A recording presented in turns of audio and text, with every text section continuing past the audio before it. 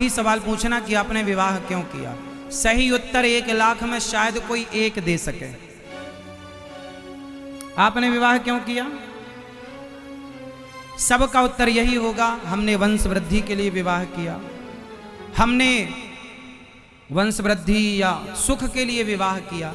जबकि विवाह का उद्देश्य वंश वृद्धि नहीं है, विवाह का उद्देश्य भोगों का सुख भी नहीं है। कोई भगवान राम से पूछे कि आपने विवाह क्यों किया, तो क्या राम का भी उत्तर यही होता जो आपका है? ये प्रश्न सामान्य है ना, सब पूछ सकते हैं, पर इसका उत्तर कितना गहरा है कभी आपने विचार नहीं किया होगा इन सवालों पर कि हमने विवाह क्यों किया। आप आज्ञा करो तो मैं उत्तर दूं, इसका उत्तर दूं। जैसा कि आप लोगों ने कहा वंश वृद्धि, ये तो होगा ही, इसमें कोई दो मत नहीं है। एक छोटी सी बात आपको समझनी पड़ेगी इस बात के लिए। किसान जब खेत में गेहूं बोता है, ध्यान से समझना, किसान जब खेत में गेहूं बोता है तो गेहूं के बदले उसे गेहूं तो मिलती ही है, पर एक चीज उसे फ्री में मिलती है। बताओ क्या? क्या? भूसा, भूस, जानते हैं भूसा? हाँ, भूसा, भूस। किसान जब खेत में गेहूं बोता है तो वो भूसे को मध्य नजर रखकर नहीं बोता कि भूसा मिलेगा, भूसा तो मिलेगा ही। उद्देश्य भूसे की प्राप्ति नहीं है, भूस की प्राप्ति उद्देश्य है गेहूं के अन्न मिले हमें। भूसा जाएगा कहां? वो तो आएगा। जैसे गेहूं के साथ भूसा मिलेगा ही, जाएगा कहां? उसी तरह विवाह करोगे तो संतान, प्रतिष्ठा, वैभव, संसार का सुख, धन वैभव, काम करोगे तो पैसे कमाओगे, जाएगा कहां? विवाह करने के बाद संसार का सुख तो भूसे की तरह वो तो मिलेगा ही, जाएगा कहां? लेकिन उद्देश्य उस भूसे को पाना नहीं था। भाई विवाह किया है तो बच्चे होंगे, स्त्री पुरुष का संबंध होगा तो संतान होगी, जाएगी कहां? उद्देश्य संतान पाना नहीं है, क्योंकि ये तो बंदर भालू के भी हो रही है, कुत्ता बिल्ली के भी हो रही है। उद्देश्य क्या है? शादी हमने क्यों की? बहुत गंभीर बात है, ध्यान से समझो। जब आपका विवाह नहीं होता तो आपका मन ज्यादा चंचल होता है, अन्य स्त्रियों में या अन्य पुरुषों में जाने की संभावना ज्यादा रहती है। परंतु जब विवाह हो जाता है तो अन्य स्त्रियों से मन हटकर एक स्त्री में केंद्रित हो जाता है, अपनी अर्धांगिनी में। तो आपकी पत्नी पहला काम तो ये करती है कि आपके मन को कंट्रोल करती है।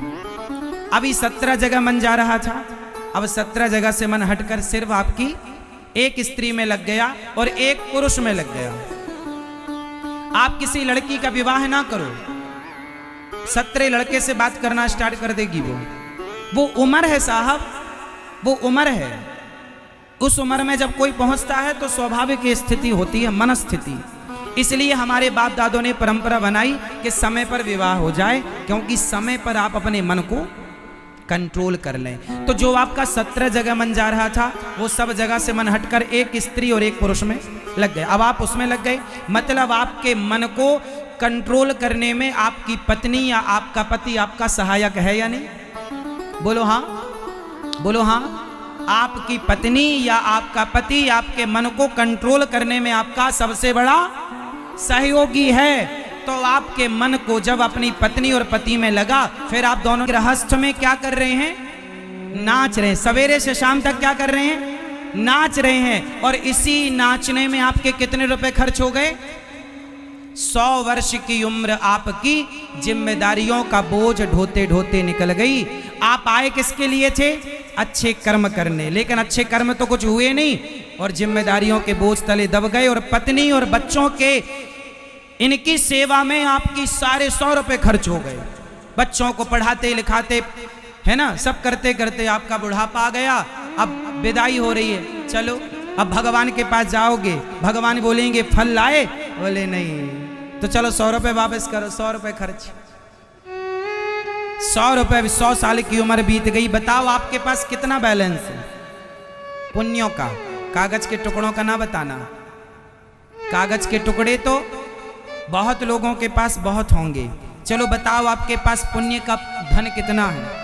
मीराबाई ने क्या कहा, पायो जी मैंने राम रतन धन, पायो जी मैंने, कागज के टुकड़े सोने चांदी समेटने वाला बड़ा नहीं है, जिसके पास राम नाम का धन है वो सबसे बड़ा है। इसलिए कहता हूं जिम्मेदारियां निभाओ, पत्नी के साथ रहना बुरा नहीं है, बच्चों के साथ रहना बुरा नहीं है, काम करना बुरा नहीं है, पैसा कमाना बुरा नहीं है, पर सब कुछ करते हुए भगवान का स्मरण बनाए रखो। हे नाथ मैं आपको कभी भूलूं नहीं, हर समय भगवान की शरण में रहो, भगवान का चिंतन करते रहो, भगवान को अपना सर्वस्व मानते रहो। नाथ सकल संपदा तुम्हारी, हे प्रभु सब कुछ आपका है, मैं आपका हूँ। बोलो हे श्रीमन नारायण, मैं जैसा हूँ, मैं जैसी हूँ आपकी हूँ। बस आप इतना भी कहते रहो, आप गाड़ी चला रहे हैं बस कहते रहो हे प्रभु हम जैसे हैं आपके हैं, हे नाथ हम जैसे, इतना भी कहते रहो तो गति है। इतना भी निकलता रहे वाणी से कि हे नाथ हम जैसे हैं, हम पापी हैं, अधम हैं, नीच हैं, दुष्ट हैं, हे नाथ हमें स्वीकार करो। इतने दयालु भगवान। तो पति सुंदर तरीके से गृहस्थी चलाए और पत्नी, इसलिए हम कहते हैं दोनों गृहस्थ मिलकर गृहस्थी मस्त चलाना, सेवा करना, अपने धन को धर्म से जोड़ना। ये दास अनिरुद्ध, हम भी गृहस्थी हैं आप लोगों की तरह, हमारी भी माँ है, पिता है, हम भी गृहस्थ में हैं, लेकिन हम गृहस्थ में रहते हुए भी वो सारे कार्य करते हैं जो गृहस्थ को करने चाहिए। हम भी आपकी तरह आम मानव, आम व्यक्ति हैं, आम पब्लिक, कोई अलग से नहीं, हम टपके हुए आकाश से, आपकी तरह खाते खेलते सब आपकी तरह। पर गृहस्थी में रहकर हमने केवल एक कार्य किया है कि हमने सदा भगवान से ये कहा है कि हे प्रभु हर पल हम आपका स्मरण करते रहें और हमारे जीवन का एक एक रुपया सदा परोपकार में खर्च होता रहे, एक भी रुपया व्यर्थ में खर्च ना हो। एक बात बताऊं मेरी मां, मैं सुबह से लेकर शाम तक काम करता हूं, आप लोग जितना काम करते होंगे शायद आप लोगों से ज्यादा काम करता हूं, लेकिन काम अपने लिए नहीं करता। कुछ लोग अपनों के लिए जीते हैं, अपनों के लिए रहते हैं, अपनों के लिए कमाते हैं। हम अपनों के लिए कमाते नहीं, हम तो उन वृद्ध बेसहारा माँओं के लिए कमाते हैं, उन वृद्ध बेसहारा माँओं के लिए सोचते हैं जिनके अपने बेटों ने घर से निकाल दिया। आज वृंदावन में 265 माताएं हैं, वो बेसहारा माएं जिनका कोई नहीं। कभी आप वृंदावन आना और अपनी आंखों से देखना, आपकी कितनी माँ है? एक माँ।